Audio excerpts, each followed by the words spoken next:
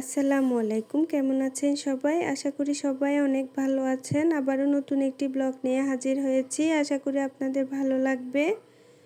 আপনারা যারা এখনো পর্যন্ত আমার ভিডিও দেখে যাচ্ছেন সবাইকে জানাচ্ছি অসংখ্য ধন্যবাদ। প্রথমে আমি আগের দিনে কুচি করা টমেটোগুলো বক্সে রেখে দিলাম। আজকে আমি রান্না করে সব কিছু পরিষ্কার করে নিব। সামনে রমজান, রোজা রেখে এরকম কাজগুলো করা যায় না।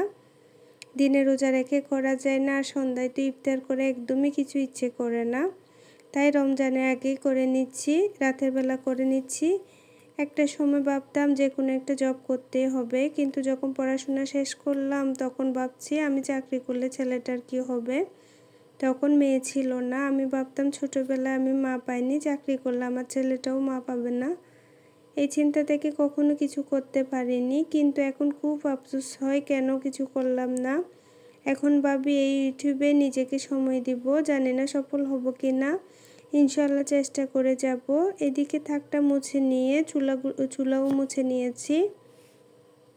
বেসিনে অনেকগুলো ধোয়ার জন্য জিনিস রেখেছি, এগুলো ধুয়ে নিব।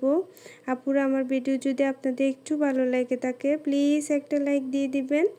আপনাদের একটা লাইক আমার পেজটাকে অনেকের কাছে পৌঁছে দিতে সাহায্য করবে। কোনো অংশ যদি খুব বেশি ভালো লেগে থাকে আমার চ্যানেলটি সাবস্ক্রাইব করে আমাকে আপনাদের পাশে থাকার সুযোগ করে দিবেন।